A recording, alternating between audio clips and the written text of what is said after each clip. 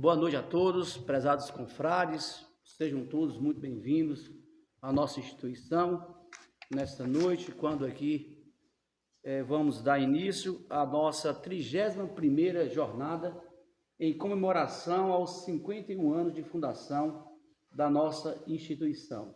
Aos nossos confrades que estão nos acompanhando e que irão nos acompanhar nas redes sociais, igualmente nossa saudação, nossos votos de paz e de saúde. Então, nesta noite, nós teremos o prazer de ouvir, para a abertura da nossa jornada, 31ª Jornada Espírita, cujo tema será as virtudes e os vícios. E vamos ouvir daqui a pouco o nosso confrade Kleber Braga, que nos falará sobre o homem no mundo. Teremos ainda o prazer de receber em nossa casa mais uma vez o nosso irmão, que é parte da nossa história, Anselmo. Seja bem-vindo, Anselmo. Que Jesus lhe abençoe sempre e obrigado por estar conosco. Vamos convidar os nossos irmãos para conhecer a nossa agenda semanal da nossa instituição, para a qual todos estão convidados. Às terças-feiras, nossa palestra pública, com a abordagem das diversas temáticas, neste ano apresentando o livro O Evangelho segundo o Espiritismo. Às sextas-feiras, nós estamos com o estudo sistematizado da codificação. E aos sábados, estudando a mediunidade ao longo do tempo, com o módulo número 5, a obsessão e desobsessão, desafios da casa espírita no século XXI. Queremos aproveitar e registrar os agradecimentos aos meios de comunicação, a exemplo da Rádio Clube de Vitória da Conquista, que nos recebeu com muito carinho nesta manhã, nosso irmão Jean Arapiranga, e o programa do meio-dia, com Mônica Cajaíba e Cristiane. E a todos esses operadores da comunicação, nosso carinhoso agradecimento. Registrar ainda o agradecimento sempre oportuno da comissão de eventos, que se desdobra com maior carinho e atenção para propiciar a nós que aqui estamos nesta noite, e também estaremos na noite de amanhã.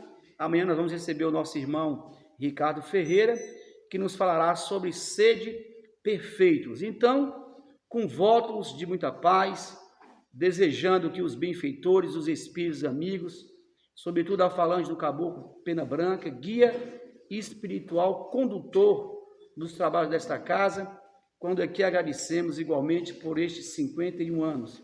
E aproveitamos para homenagear também o nosso irmão Tasso Augusto de Azevedo, que retornou à pátria espiritual, ele que juntamente com outro grupo de trabalhadores fundaram esta casa. E gostamos sempre de afirmar, se nós estamos aqui, é porque mãos carinhosas prepararam o caminho para que aqui pudéssemos marcar a presença. Então, convidar o nosso irmão Anselmo para participar do nosso trabalho de abertura com a vibração musical. Por favor, Anselmo. Boa noite, pessoal. Boa noite. Imenso prazer estar aqui nessa casa. Tanto bem me fez, tanta história boa, tanto momento bom. Eu tive aqui em curas, carnal e espiritual. Agradeço imensamente a direção a poder me convidar. Essa canção que eu vou cantar aqui agora, eu vou cantar duas canções aqui no início. Chama Trabalhadores da Última Hora. É uma canção de um trabalhador espírita do Rio de Janeiro, Carlinhos Conceição, a qual tive o prazer de conhecer, certa feita em Poções, na Semana Espírita, e por lá conversamos sobre música e tal, e posteriormente eu vim até gravar uma canção dele no meu disco. Essa canção eu dedico a todos os trabalhadores da Última Hora, em nome do Carlinhos, e dedico ao meu grande amigo, seu Tássio. Amém. Que assim seja. Trabalhadores da Última Hora.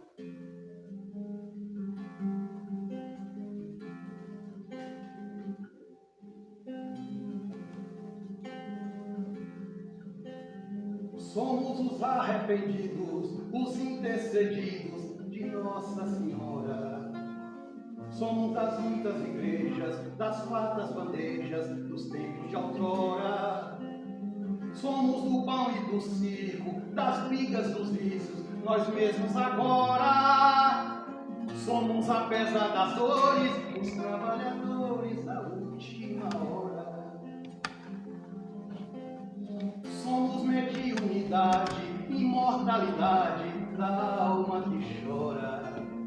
Das tais ovelhas perdidas, enfim esquecidas, que o orgulho ignora. Somos gentios doutores, escravos feitores, senhor e senhora. Somos, apesar das dores, os trabalhadores da última hora. Somos doce párias sem redenção, lágrimas benditas que imploram por misericórdia e perdão. Somos sombras a caminhos da luz. Quem já é do bem tarefeiro sabe que o caminho é Jesus. Somos doce párias sem redenção, lágrimas benditas que imploram por misericórdia e perdão. Somos sombras a caminho da luz. Quem já é do bem tarefeiro sabe que o caminho é Jesus. Unamos esforços, trabalhemos juntos, a fim do que o Senhor encontre feita a obra. Charrua tá pronta, a terra tá fecunda, últimos primeiros, mãos à obra. Trabalhadores da última hora, somos trabalhadores da última hora. Somos trabalhadores da última hora, somos trabalhadores da última hora.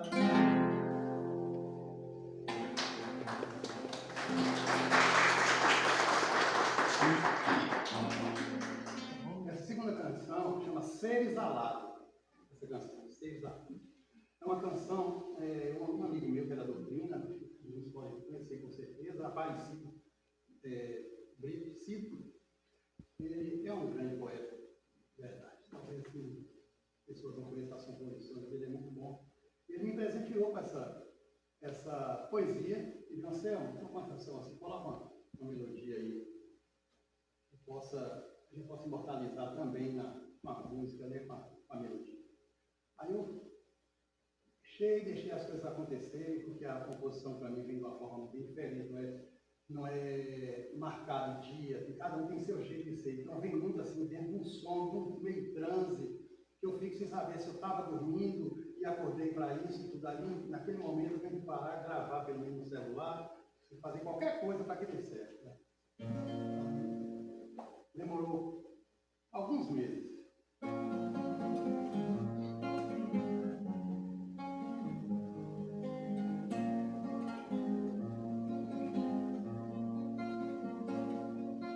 Quando avistei as asas no alto, toquei suas penas iluminadas, traguei o hálito divino, vislumbrei o soar dos sinos, nas singelas estampas da alvorada, nas singelas estampas da alvorada. São os mensageiros, os que acalentam os padecidos, nos mundos vividos e ocultos, se entregam à tarefa do auxílio, de colher as mágicas escuras que escorrem dos poros dos impuros.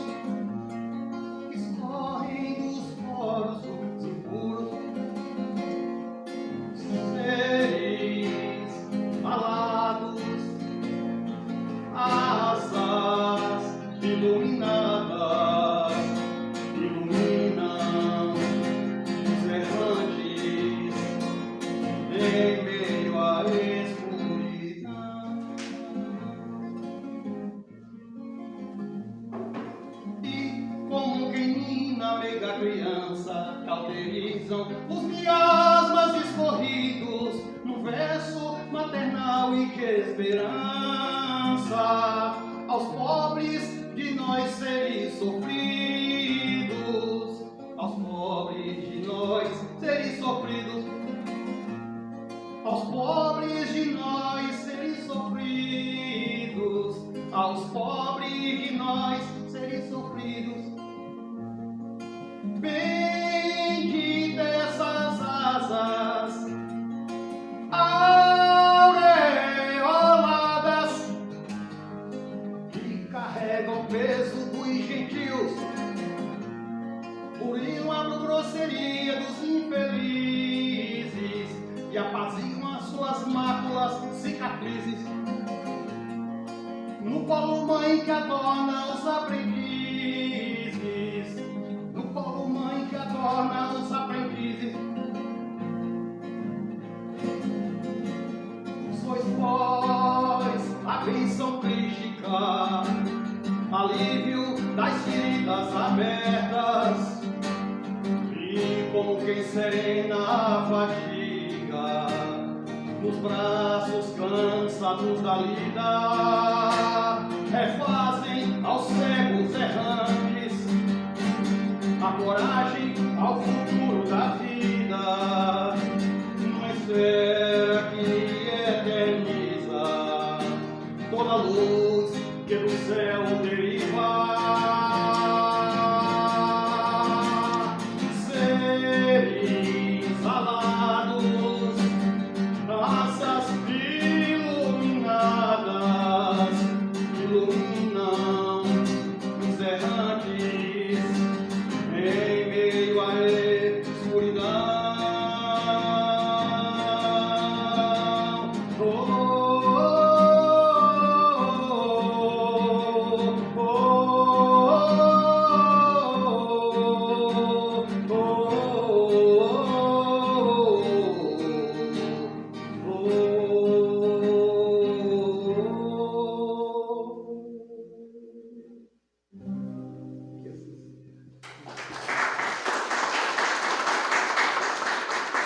Muito obrigado, Anselmo. Essas vibrações retornem também a você e a sua família, pela atenção e o carinho à nossa instituição, nos propiciando reflexões tão oportunas para todas as músicas que você teve a oportunidade de participar com seus fãs. E não fãs também. Os não fãs têm a oportunidade de continuar refletindo. Muito obrigado. Saúde e paz para você. Então, para dar abertura ao nosso trabalho da noite, nosso expositor, amigo, companheiro de jornada, de trabalho, Kleber Monteiro, advogado, atuante em Vitória da Conquista, é membro atualmente do Centro Espírita Humberto de Campos, que nos propiciará reflexões oportunas acerca de o homem no mundo. Seja bem-vindo, amigo. Muito obrigado pela sua presença.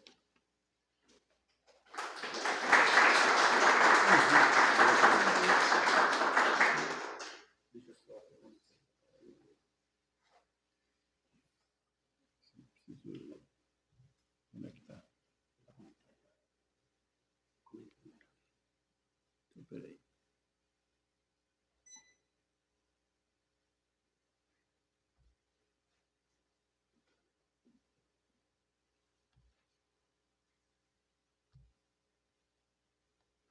Voltando aqui.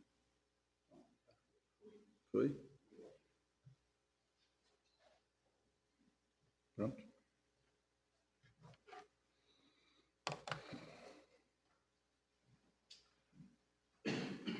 Boa noite a todos.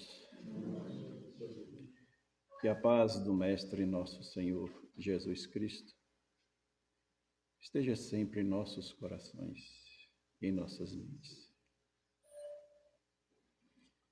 É com muita alegria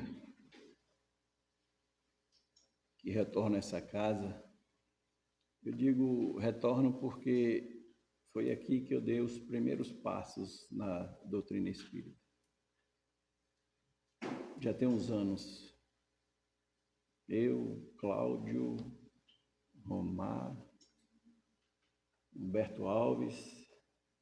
Tem um bom grupo aí, né, Cláudio?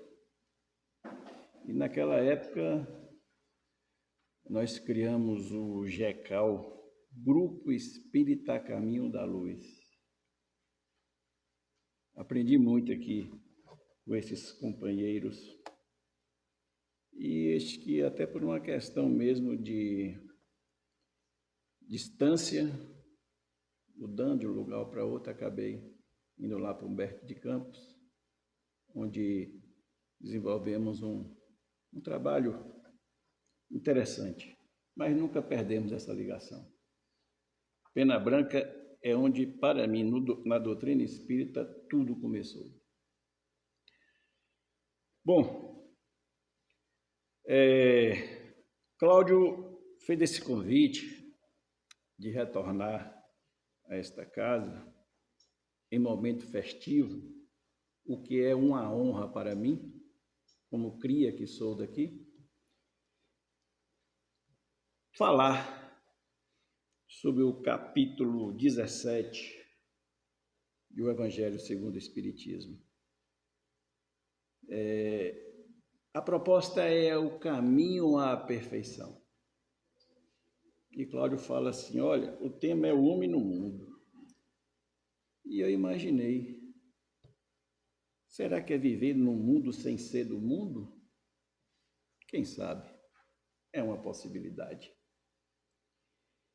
O homem no mundo, nós podemos dizer que a caminhada é árdua. A jornada, às vezes, nos coloca em situações que nos deixam, no mínimo, a pensar. Essa doutrina maravilhosa, a doutrina consoladora, ela vem nos explicar o porquê de muita coisa. De início é dito assim, vós sois criação. Certo. Somos criados simples e ignorantes, tendentes à perfeição. Tendentes à perfeição. E nós vamos nessa jornada, nessa caminhada, sendo chamados a decidir, a discernir.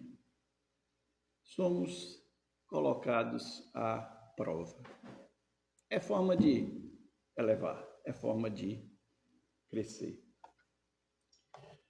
Pois bem, eu trouxe aqui alguns apontamentos que nós vamos fazer uso aos poucos para tentar trazer essa mensagem do Evangelho da forma mais clara possível, da forma que eu possa entender.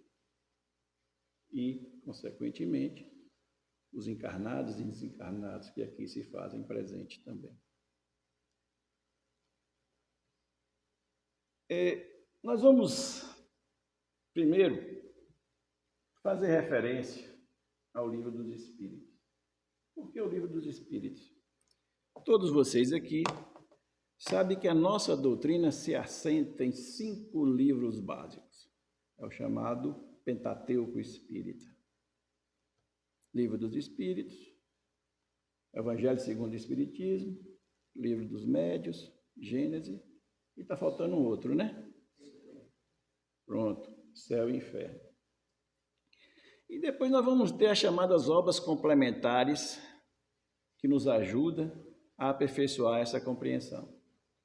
Hoje, também conhecida como obras subsidiárias, que vai detalhar aquilo que o Pentateuco traz para nós. Eu vou pedir licença para fazer a leitura dessas 2 questões aqui do Livro dos Espíritos, para dar início à nossa fala. Questão 893 está aqui no capítulo 12 do Livro dos Espíritos, denominado Perfeição Moral.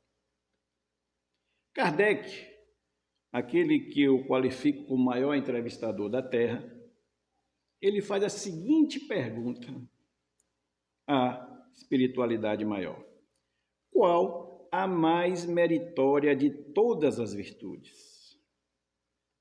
A espiritualidade assim responde: todas as virtudes têm seu mérito, Porém, há a chamada sublimidade da virtude, que consiste no sacrifício do interesse pessoal pelo bem do próximo, sem segundas intenções. A mais meritória é a que se baseia na mais desinteressada caridade. Vamos trazer para a gente essa expressão, essa palavra, caridade. É pensar no outro, é fazer pelo outro. Certo. Prossegue na questão 895. Eis a pergunta. A exceção dos defeitos e vícios acerca dos quais ninguém se pode equivocar, qual o sinal mais característico da imperfeição? Não é da perfeição. Sinal mais característico da imperfeição. De logo, a espiritualidade é taxativa. O interesse pessoal. Falei em caridade, agora estamos falando em interesse pessoal. E diz assim: um homem pode possuir qualidades reais que leve o mundo a considerá-lo homem de bem.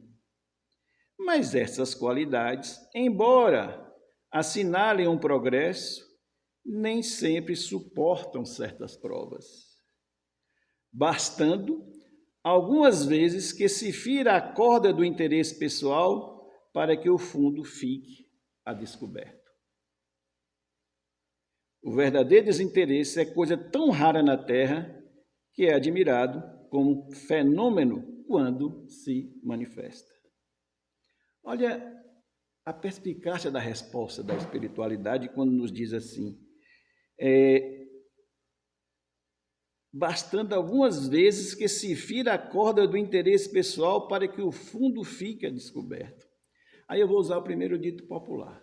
É mais ou menos assim: farinha pouca e o pirão primeiro. Interesse. Feriu o interesse, primeiro eu. Certo. Aqui já se fala a figura do homem de bem. E esse capítulo, obrigado, vai nos propor a essa indagação. Qual indagação? Qual é o propósito principal de nós, espíritos encarnados? Espíritos encarnados. Alma. Essa é a definição do espírito encarnado. Alma. Nós temos um papel a desempenhar. Joana de Ângeles por Divaldo Franco é taxativa quando afirma: ninguém aqui em regime de exceção. Todos com seus percalços. Todos com seus problemas. Todos com suas etapas a serem vencidas. Esta proposta. É a proposta de aprimoramento. É a proposta da evolução. Por quê? Porque todos nós vamos estar caminhando em direção à fraternidade universal. E todos nós temos o propósito de nos tornarmos homem de bem. Sim, homem de bem. Quando a gente fala homem, está falando homem e mulher. Homem de bem. Vamos lá. Homem de bem. Allan Kardec, esse pedagogo por excelência, ele faz alguns comentários nas respostas dos espíritos. E lá na questão 918, quando ele comenta a resposta, ele diz assim, ele qualifica, ele conceitua, ele denomina o que é homem de bem. Homem de bem é aquele que pratica a lei de caridade na sua inteireza ou completude. Pratica. Não é o homem que segue, não. É o homem que pratica a lei de caridade. Veja, essa é a proposta. Ou a chamada lei do amor. Na sua completude ou na sua inteireza. Esse é chamado homem de bem. A nossa proposta é sempre essa, do trabalho edificante. E esse trabalho edificante tem a ver com saber viver. E esse saber viver quer dizer saber conviver. Por que saber conviver? Porque essa doutrina esclarecedora vai dizer o seguinte: eu não estou reunido naquele núcleo familiar por mero acaso.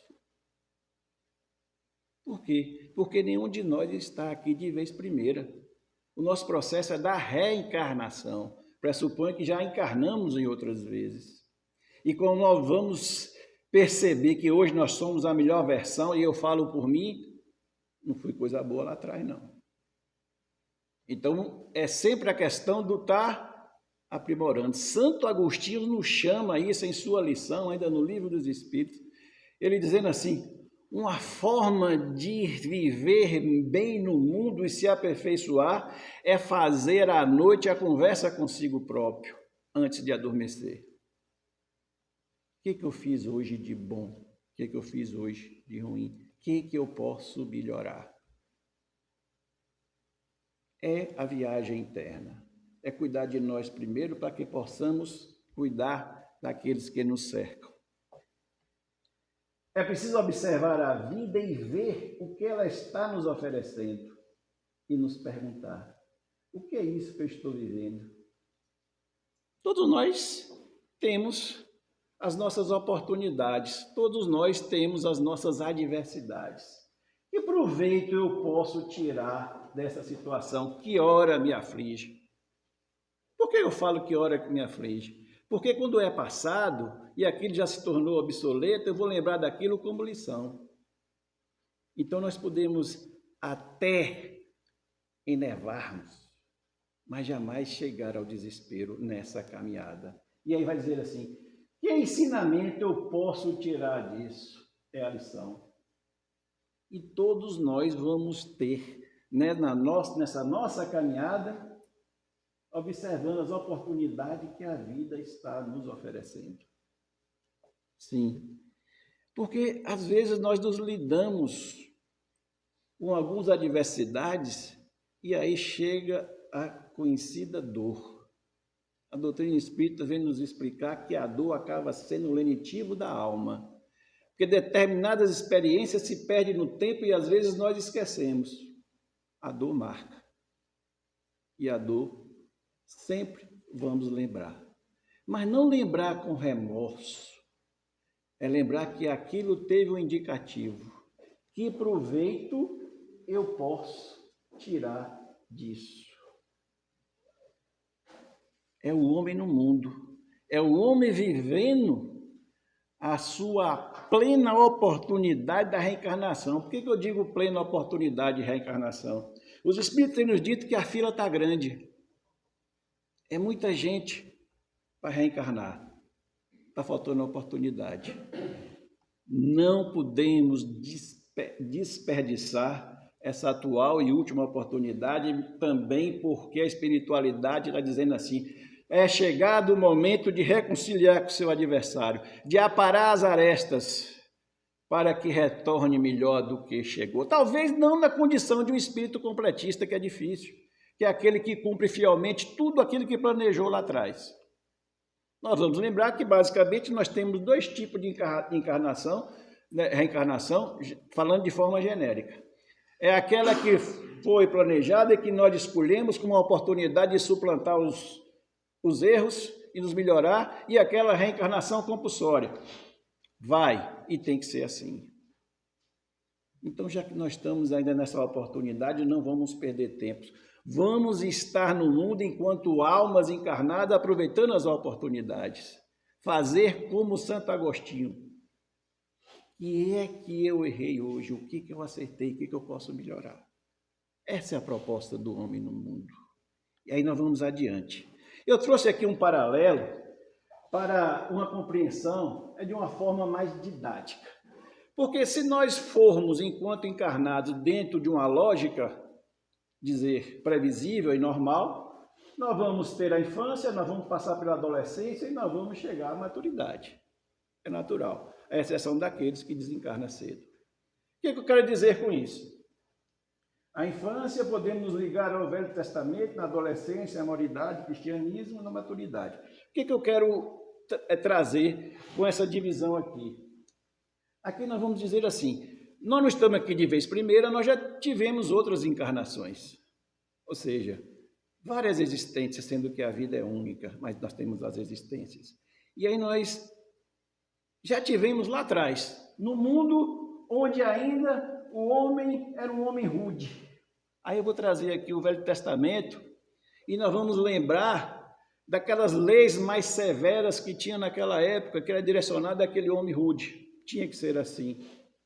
Aí nós vamos lembrar das chamadas leis mosaicas ou as leis de Moisés, que vinha dizer assim: olha, aquele que rouba terá a mão amputada, mais ou menos isso. E dizer assim, olho por olho, dente por dente. Aqui se faz, aqui se paga. Era uma forma de lidar com aquele homem ainda trazendo nas suas características a pouca evolução. Pronto. Era isso. Era a noção de lei, era a noção de comportamento. Ninguém vive em sociedade sem regramento. Aí nós vamos estabelecer o que? Nós temos o regramento dos homens e nós temos a chamada lei das leis, ou melhor, as chamadas leis naturais ou lei divina, que está na terceira parte do livro dos Espíritos, que são as chamadas leis perfeitas. Por que perfeitas? Porque feitas pelo Criador. E aí nós vamos evoluindo nessas chamadas várias existências, vamos chegar na adolescência. Aqui nós vamos conhecer o cristianismo, nós estamos falando de 2.000 anos, 2.200 anos atrás. Vamos lá. Ora, ali o Mestre Jesus chega para dizer assim, eu não vim descumprir a lei, vim dar-lhe cumprimento. E aí ele sai daquela linguagem mais rude e vem trazer para nós a linguagem do amor. Aí que nós vamos começar a compreender essa coisa da caridade, essa coisa do perdão, sim, da benevolência. Aí fala assim, olha, se lhe foi ofendido, ofereça ao outro lado da face.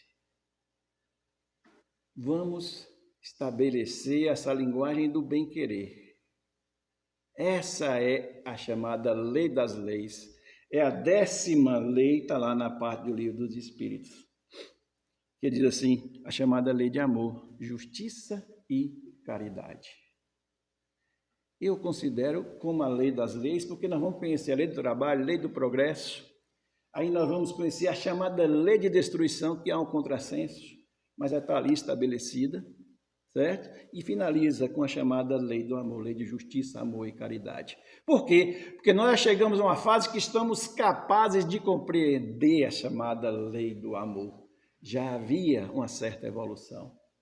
E aí nós chegamos na maturidade com o chamado Espiritismo de Kardec, o Consolador prometido por Jesus, que vai e diz, enviaremos o Consolador prometido. Essa doutrina codificada, o Hipólito Leão Denisard Rival, homem de letras, que estava na preparação espiritual para conduzir e a espiritualidade não trabalha à toa. Se ele falhasse, tinha as opções, era em torno de 10, queria fazer o papel que ele fez, e ele, com o espírito comprometido, cumpriu com aquilo que havia prometido e a duras penas chegou à publicação do Livro dos Espíritos, a primeira 519 perguntas e respostas. E depois evolui para 1019 perguntas e respostas. Certo?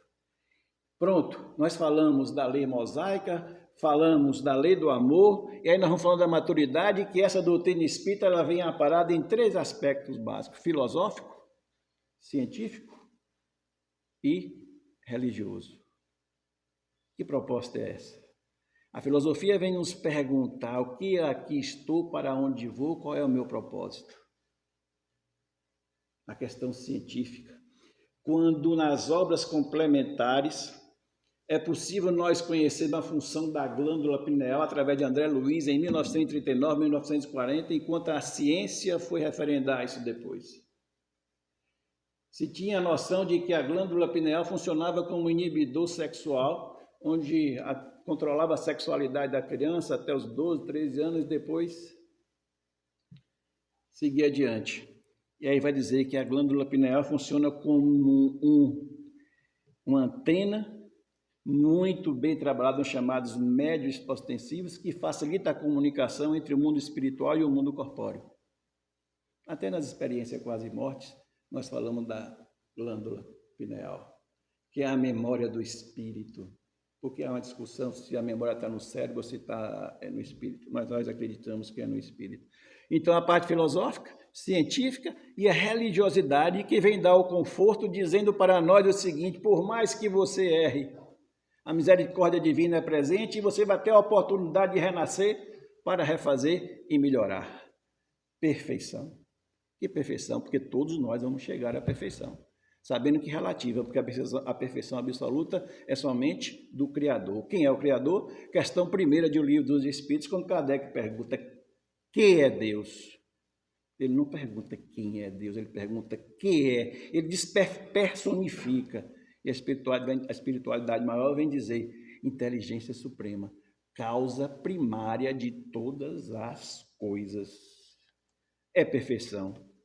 Jesus, através da terceira revelação, vem dizer que é possível alcançar essa perfeição, mas só que relativa. Como eu já disse, a absoluta é do Criador. Ninguém mesmo alcança a perfeição se não purificar a sua alma. E como é que nós vamos purificar a sua alma? Nós vamos nos basear, conforme está na questão 625 do Livro dos Espíritos, quando a espiritualidade pergunta qual o exemplo a seguir. O exemplo a seguir é do guia e modelo da humanidade. Quem é o guia e modelo da humanidade? Jesus Cristo. Perfeito. Por quê? Porque nós vamos purificar essa alma através do nosso aperfeiçoamento. E para isso nós vamos usar o quê? A inteligência. Porque nós desenvolvemos, enquanto espírito, fundamentado em duas premissas básicas. Nós vamos evoluir intelectualmente e moralmente. Isso é interessante, porque nas mais variadas existências nós não caminhamos com essas duas vertentes em paridade, em igualdade, não. Às vezes nós passamos numa determinada encarnação evoluindo na intelectualidade e a moralidade de lado. E às vezes nós vamos na moralidade e deixamos um pouco da intelectualidade. Esse chamado espírito puro, na condição que nós conhecemos, né? Lá na questão 100 do Livro dos Espíritos, começa a dizer as mais variadas classes de espírito. Nós vamos evoluindo aos poucos. E esses vão chegar na condição de espírito puro porque essas duas vertentes estão já conjugadas e no mesmo nível, intelectualidade e moralidade. Dizem que a moralidade é mais difícil. Eu acredito. Por quê? Porque você vê indivíduos que dominam a intelectualidade para a prática do mal. A moralidade é mais difícil de segurar. O Consolador prometido por Jesus está aí para nos ensinar. E aí ele vai dizer assim, essa questão da moralidade tem a ver com a chamada prática da caridade pura e desinteressada. Nós falamos aqui. E a caridade tem uma situação assim um pouco complexa para entender, porque a caridade a gente pode dividi-la em 3 tipos. Vê? Vamos lá. Caridade material, que é a mais fácil de fazer. Eu vou dar um pouquinho do que eu tenho ali naquele momento, vamos tratar isso de esmola. É fácil. Tudo bem. Caridade material. Tem a caridade moral. Essa fica um pouco mais difícil porque não é dar um pouquinho que eu tenho ali uma forma de resolver momentaneamente aquela situação. A caridade moral ela pede o dar-se, o doar-se. Isso demanda pelo menos um certo tempo. Dar atenção a alguma pessoa, socorrer aquela pessoa, estar com aquela pessoa. Isso é a chamada caridade moral. E tem a chamada caridade orgulhosa. Não sei se vocês já viram. Como seria essa caridade orgulhosa? Isso acontece muito nos tempos onde tem essas enchentes, por exemplo, né? A gente observa muito isso, as calamidades públicas. As pessoas se arvoram a reunir uma quantidade de alimentos e produtos de limpeza, essas coisas, e vão doar, mas aí chama a imprensa e mostra, olha o que eu estou fazendo.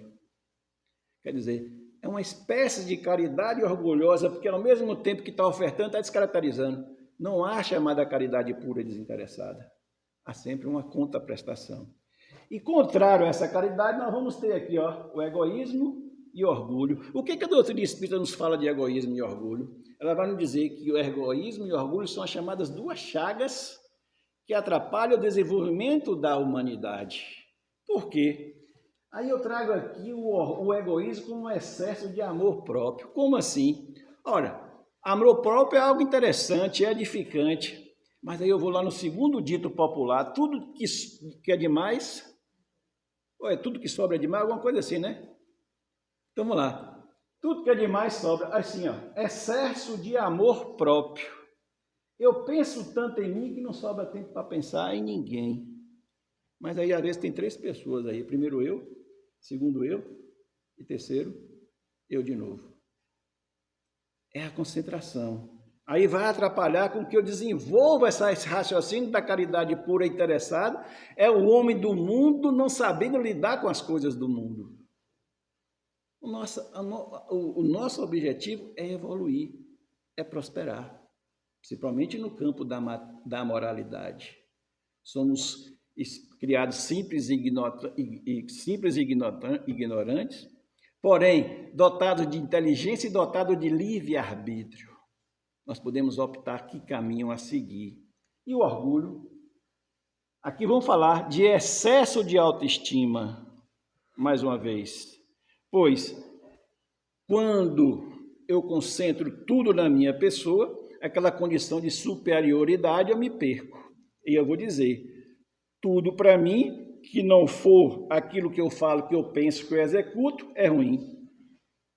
Eu sou melhor. É como se eu estivesse me fechando para o valor do outro. Cuidado, para não impedir o progresso natural, a nossa evolução. E aí a gente chama assim, se nós temos esses postulados da doutrina espírita, que vai nos esclarecer como lidar com essas adversidades, essas pequenas ilusões da vida, é para que nós não apenas procuramos entender e compreender, mas sim vivenciar. Vivenciar o quê? O Evangelho do Cristo.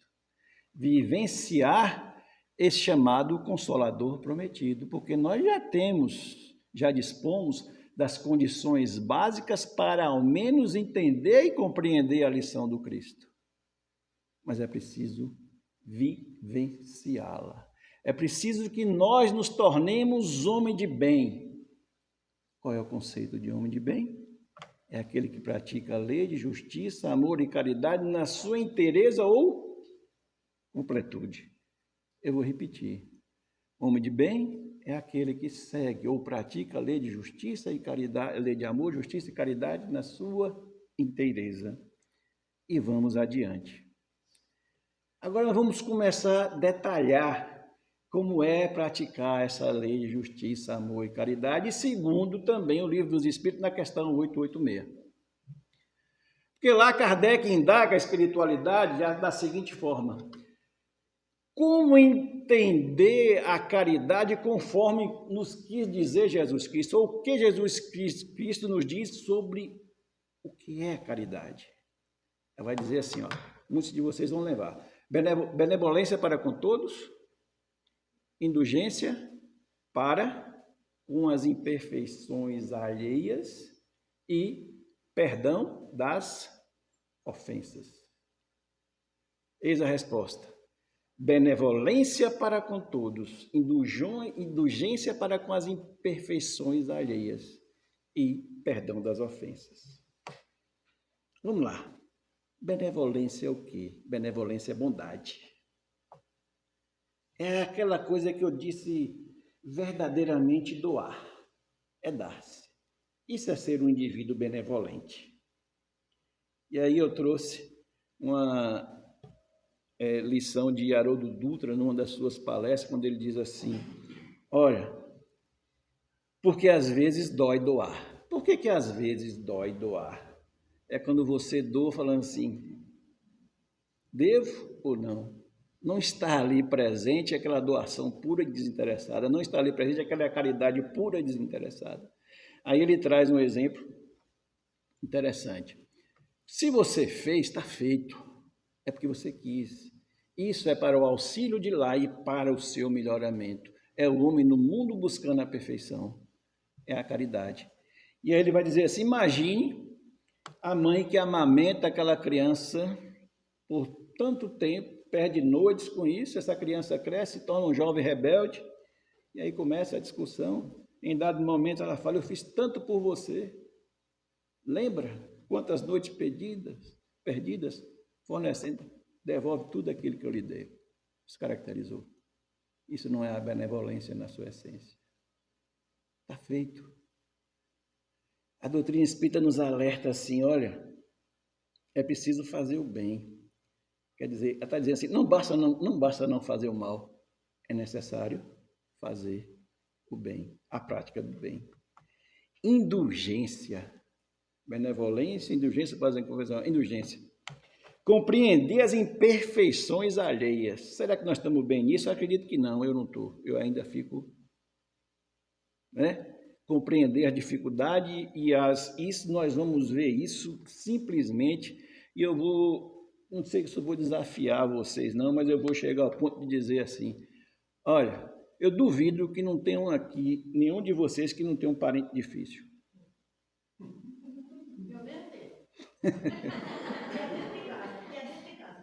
Tá vendo?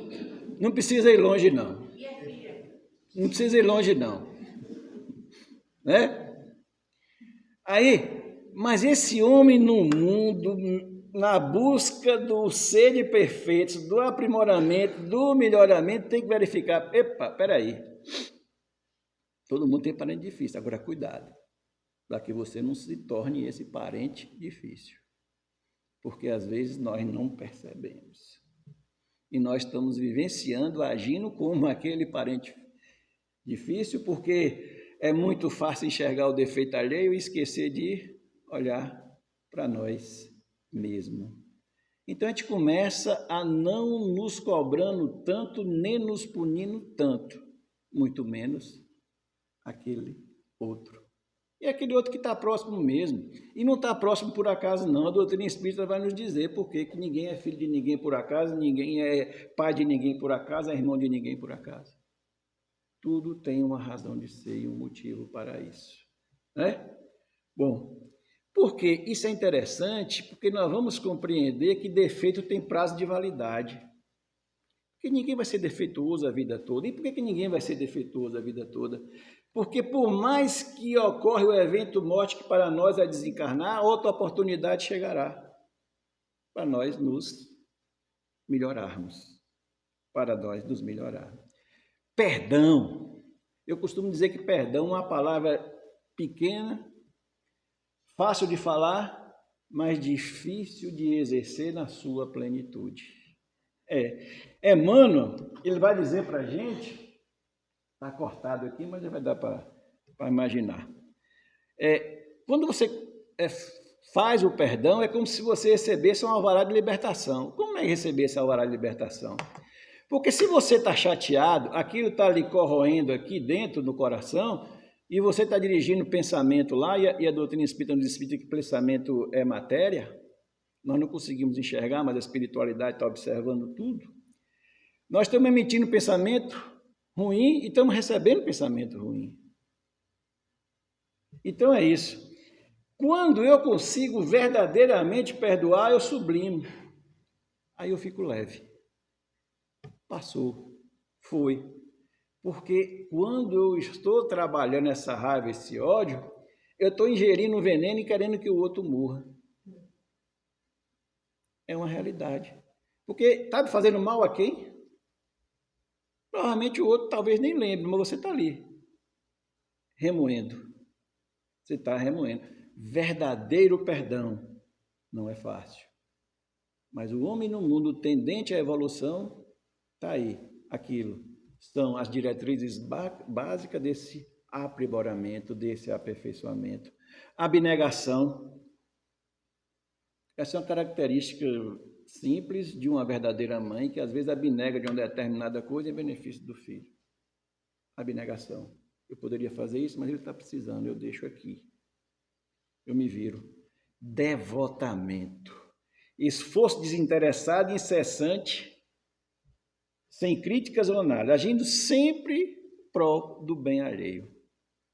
Sempre quando eu falo nisso, eu lembro de quem? Da Santa Dulce dos Pobres, né? Que sempre viveu para os outros. Os outros sempre em primeiro lugar. Sim. E aí nós vamos caminhando. Porque nós falamos em benevolência, vamos lembrar aí? Estou parecendo professor em sala de aula. Vamos lá. Benevolência, indulgência, perdão, abnegação e devotamento. Pronto. Só que nessa caminhada, nessa longa estrada da vida, todos nós carregamos conosco os nossos deveres, não é isso? Todos nós temos deveres? Temos. Sim, né? Vamos lá. Nós temos deveres. E a prática desses deveres com consciência e com disciplina pode mais adiante fazer com que nós adquiramos virtudes. Deveres e virtudes. Eu estou aqui diante a pessoas amigas e pessoas de áreas afins, né? Área do direito, e a gente lidando lá, a gente chega nos primeiros semestres do curso de direito, os alunos geralmente querem saber o que é direito. O que é meu direito? O que é meu direito? Dificilmente se pergunta o que é dever, né? É natural. Quais são os meus direitos? Mas só que antes de exercer esse chamado direito, a gente tem que antes cumprir os nossos deveres, né? Certo? Sim, claro. Eu não posso exigir o cumprimento da obrigação alheia, sei que antes eu cumpra com a minha. É do direito dos homens, mas é antes de tudo o direito de Deus. Igualdade, né? Aí nós vamos lá. Ora, o dever, como nos diz o Evangelho, é a primeira obrigação moral para conosco mesmo, e em seguida para com os outros. Eu falei aqui de dor. A dor acaba sendo um impedimento para determinados exageros do corpo físico. Exemplo, vamos dizer que eu dei um murro aqui na parede e eu vou me ferir. Na hora que começar a estiver doendo, eu paro. O cuidado com essa roupagem física que nos foi ofertado pela espiritualidade para essa existência, para essa reencarnação, é um dever mínimo. Eu tenho o dever para cuidar dessa máquina. É dever. Sob pena de pagar alto preço. E a gente fala assim, pagar alto preço aos olhos da matéria é quando eu estiver bem enfermo e tal, mas é só que aí nós vamos lembrar de perispírito, lembram disso? Porque às vezes as enfermidades ela não se encerra ali no corpo físico, não, ela fica impregnada no perispírito e prossegue, a depender de determinados abusos que eu fiz, né? Então vamos lá. Esse dever está muito ligado com o livre-arbítrio. Por que livre-arbítrio? Lembra da porta estreita e da porta larga? É uma opção. A porta larga é mais fácil para você sair, é mais fácil para você entrar. A porta estreita exige determinada disciplina na entrada e na saída. Dever. É dever. Todos nós temos os nossos deveres da boa convivência, do bem viver. Aí a doutrina espírita vem dizer assim, olha, quem se mantém afinado com os seus deveres carrega consigo a razão firme e operosa. É razão firme e operosa. Porque se eu cumpro os meus deveres, eu caminho bem assentado na razão. Pois se assim eu não cumpro, se eu parto para a delinquência, a razão também desaparece. E aí André Luiz vai dizer que é alimento vigoroso da alma. E traz um exemplo. Vamos lá, nosso lar. Todos aqui vocês já leram o nosso lar. André Luiz retorna para a pátria espiritual e lá ele passa um tempo no umbral, lembram disso aí? Né? Indivíduo normal, tal, mas passa um tempo no umbral até ter a oportunidade de poder refazer algumas coisas, deu a estudo e aí ele foi se melhorando. E em determinado momento, ele, pelo seu instrutor, ele ouve dizer que ele seria um suicida indireto. Ele se revolta com aquilo, né? Ele não admite. Porque o uso do cigarro constante acabou abreviando seu retorno à pátria espiritual. E ele demonstrava natural, o espírito recém-desencarnado e tal, ele já tem uma oportunidade em nosso lado, se tornar trabalhador, ele sempre pedindo a oportunidade de poder voltar para ver a família. E aí ele era alertado, não está no momento ainda, espere, aguarde, você não está em condições. Tá. E aí ele se dedica ao trabalho e vai. Se torna o grande trabalhador que todos nós conhecemos. Em dado momento, a ele é dito, olha, lembra daqueles insistentes pedidos para ver a sua família? Está na hora. Se prepare que nós vamos, amanhã está a hora. E ele, mas amanhã eu tenho tarefas aqui, tarefas ali. Olha o sentimento de dever já incrustado na mente. É ele que diz, não posso. Está liberado, vamos. E aí ele pôde presenciar, ver a situação que ele encontrou, quando a sua ex-companheira já vivendo com outro e tal, mas ali ele já estava naquele momento onde ele já poderia enxergar, compreender e interpretar melhor aquela situação. Já era o momento adequado. Dever, virtude. O que é virtude? A virtude é sempre a característica de um homem de bem. O que é o homem de bem? É aquele que segue, ou melhor, aquele que pratica a lei de justiça, amor e caridade na sua inteireza ou completude. É saber estar no mundo e viver no mundo, viver como um homem de bem. Porque o homem virtuoso carrega consigo a verdadeira modéstia. Verdadeira modéstia. Vamos lá. Senão, o orgulho toma conta e desarruma. Aí tem uma frase que eu gosto interessante, eu coloquei aqui. O homem virtuoso carrega consigo a verdadeira modéstia. Está aí. O homem virtuoso não se exibe, ele foge dos holofotes. É aí que vem a parte interessante. Vai dizer assim, pode ser um desconhecido do mundo, mas muito próximo de Deus. O homem virtuoso pode ser um desconhecido do mundo, mas muito próximo de Deus. Afinal, né? O homem na busca da perfeição, em saber viver no mundo, perfeição relativa, já que a perfeição absoluta é sempre do Criador, mas nós estamos tendentes a essa perfeição, ele tem que ter essa força, baseado no dever e na razão para resistir às chamadas provas e expiações. Todos nós, no planeta dessa natureza, o segundo no grau geral de evolução, antes nós tivemos no primitivo, estamos agora expiação e provas, indo para um mundo de regeneração, ou transformando o nosso planeta azul no mundo de regeneração. Vamos ter capacidade de estar aqui ou não, só depende de nós. E aí nós vamos, já vencidas essas etapas, ter essa condição de chegar no mundo de regeneração.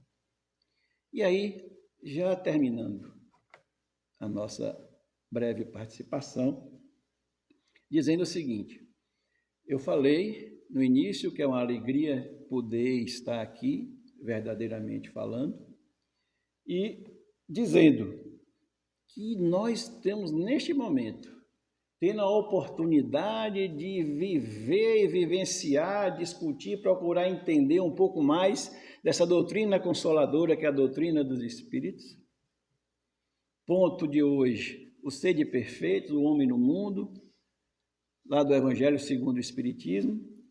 E nesses momentos em que nós aqui estamos capitaneados pela espiritualidade maior, que se faz presente de forma incisiva e positiva, a qual eu agradeço as inspirações, dizer que essas oportunidades são as oportunidades para repensarmos na nossa caminhada, repensarmos a nossa conduta em poder estar no mundo sem ser do mundo, em poder vivenciar o Evangelho.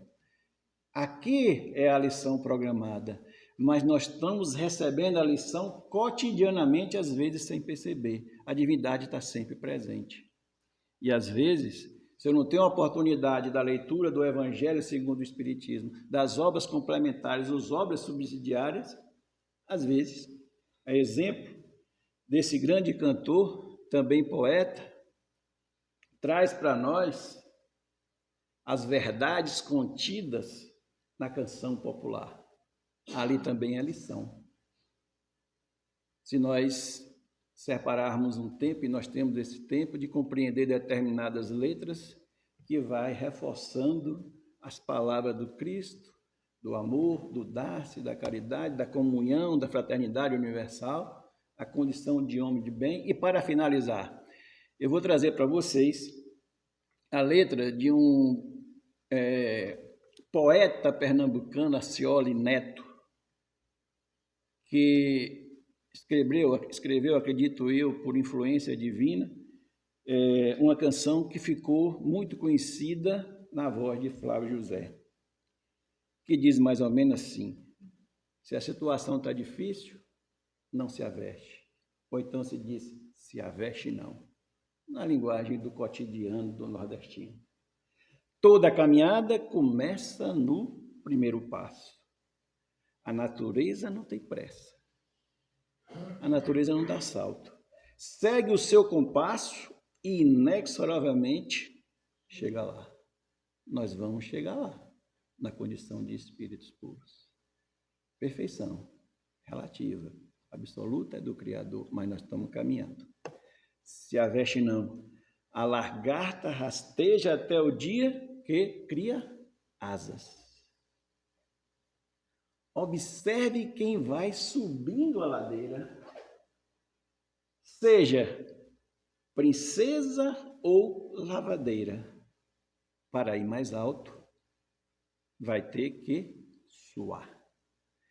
Suar não quer dizer sofrer, não, é suar mesmo. E aí nós vamos carregando a certeza de que a buinha da felicidade nunca se atrasa. Amanhã ela para na porta da nossa casa. A vocês agradeço a paciência em me ouvir. E agradecendo a espiritualidade maior, o Mestre Jesus, por mais esse momento de bênçãos em nossa vida. Muita paz. Deus conosco.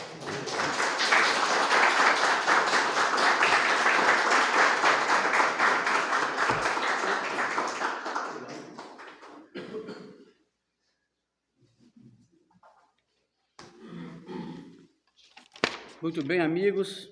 Agradecendo ao nosso irmão Kleber, companheiro de muitas, eu acho que de muitas encarnações também. Acredito nisso. Que Jesus lhe ilumine sempre, lhe envolva cada vez mais, lhe dando cada vez mais inspiração. Sabedoria você já tem, é só como aplicar a sabedoria. Lembrando os nossos confrades que nós estamos na 31ª Semana Espírita da nossa casa, por ocasião do 51º aniversário de fundação da nossa instituição. Este ano nós estamos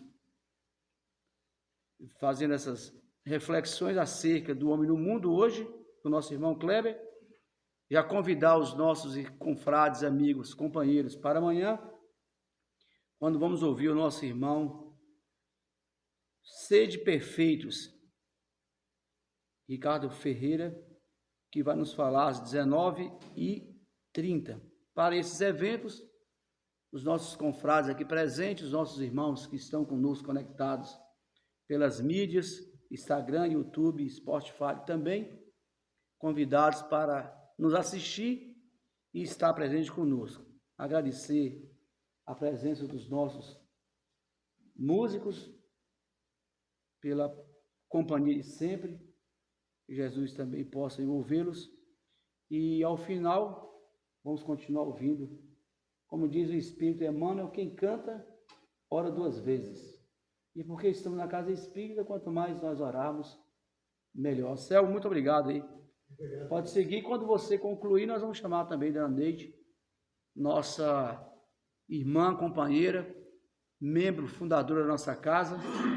Eu gosto sempre de fazer esse registro, juntamente com o Ione, são os nossos irmãos, amigos, companheiros de trabalho que prepararam o espaço para que nós pudéssemos aproveitar essa escola abençoada, essa oficina de trabalho e esse hospital que cuida de nós enquanto aprendizes da vida. Qual vai ser a música, Anselmo? Eu sei que você gosta muito. Aquela. Eu já disse para Anselmo em outra oportunidade que esta música nós precisamos de fato estarmos concentrados para captarmos a mensagem, internalizarmos a mensagem, porque uma das músicas, talvez se o autor e cantor não fosse espírita, nós diríamos que é uma das mais belas canções que faz a divulgação para todas as massas da qualificação do espírito. Então, Anselmo, por essa canção e por outras demais, Jesus que abençoe sempre. A nós. Mais uma vez agradeço por estar aqui e ter tido a oportunidade de completo, de verdade. Muito esclarecedor, suave, e gostei demais, né? Verdade. Obrigado. O Coliseu.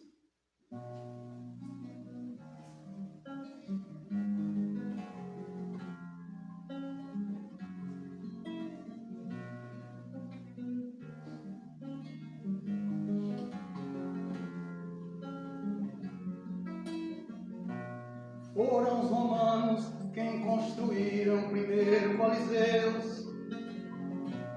Vespasiano deu início e Tito apogeu. Foi mais ou menos no primeiro século dessa cristã era que inocentes foram atirados feito iscas às feras. Naquele tempo faltou cimento, mas teve escravo que foi esmagado. Teve o jumento, ingênuo animal, que ao soldo do homem contribuiu pro mal. Os civilizados souberam erguer outras obras gigantes, onde os atletas nem sempre se saem gloriosos triunfantes, onde o destino às vezes reserva uns amargos purgantes para gladiadores que esperam deixar torcidas delirantes. No século XX já havia o cimento, o jumento trocado pelo novo motor. Já havia a igreja por demais aceita, clareando ao César os caminhos do amor. Os grandes estádios são os novos coliseus, são os anfiteatros do século atual. Estão agitados nas bocas dos túneis os Césares mais brutos, como era normal. Os anos passam, vão-se os séculos, não podem esperar que antigos sádicos levantem convento para realizar seus velhos sonhos, desejos medonhos de transformar templos em calvários, onde só servem para crucificar. Mas com a certeza da reencarnação, em que os espíritos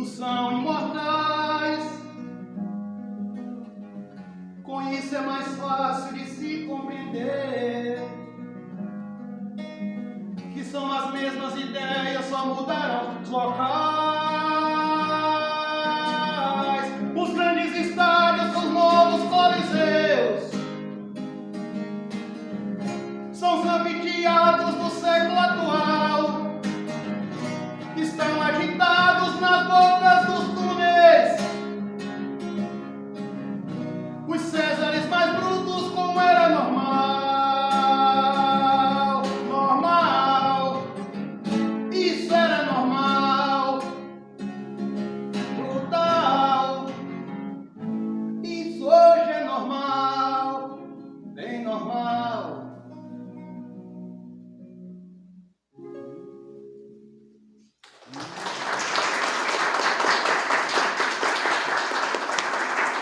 Muito bem. É um prazer imenso, né? Inenarrável, a gente ter a oportunidade de ouvir o músico, a canção, essa poesia, esse brando de alerta, essa mensagem da doutrina nesse momento poético da canção. Muito obrigado, viu, Marcelo? Tamo junto. E como eu digo, pessoal, vamos para cima. Sim. Vamos para cima. Então, quero aproveitar, envolvidos aí por essas energias bifazejas, na expressão de Emmanuel, quem canta a hora duas vezes, convidar a nossa irmã Neide para fazer a nossa vibração, juntamente com os demais companheiros, para finalizar o nosso trabalho. A gente só precisa agora materializar a Dona Neide, né? Dona Neide como o artista, né? Você sabe que a entrada tem que ser triunfante. Anselmo, você aprende essas coisas, Anselmo. A entrada tem que ser assim, triunfante. Por favor, Dona Neide. Fique aqui, Dona Neide, que nós estamos fazendo as gravações.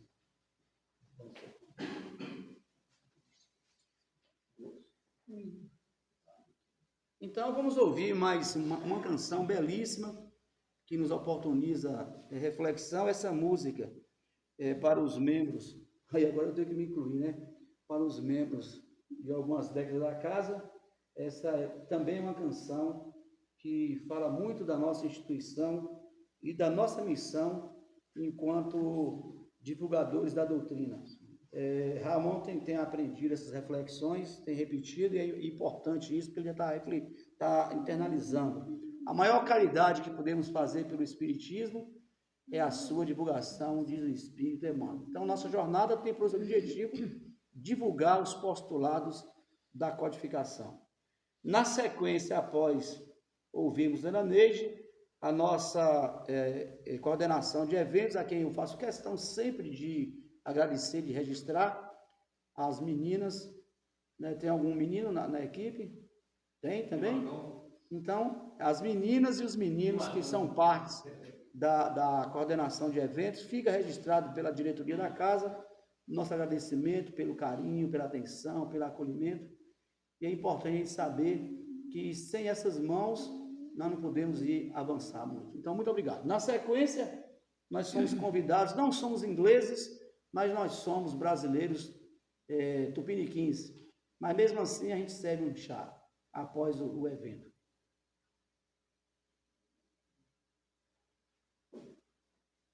Somos nós.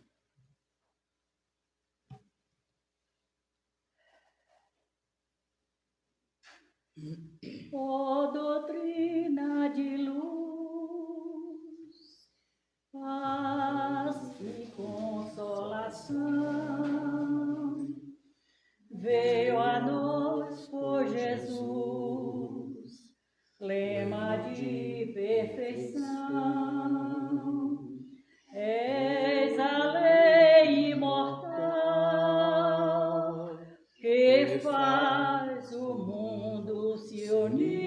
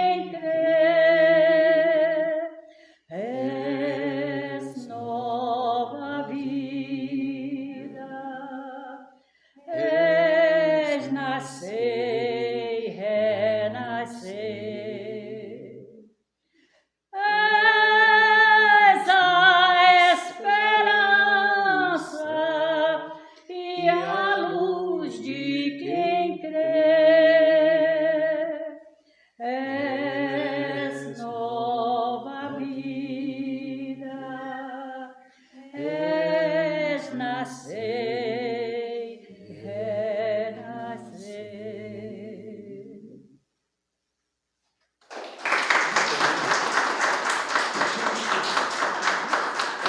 Essa música, ela para nós que acompanhamos essa jornada da Casa Espírita, por muitos, eu penso que enquanto eu estiver encarnado, desassociar o hino ao espiritismo e as outras demais músicas que nós denominamos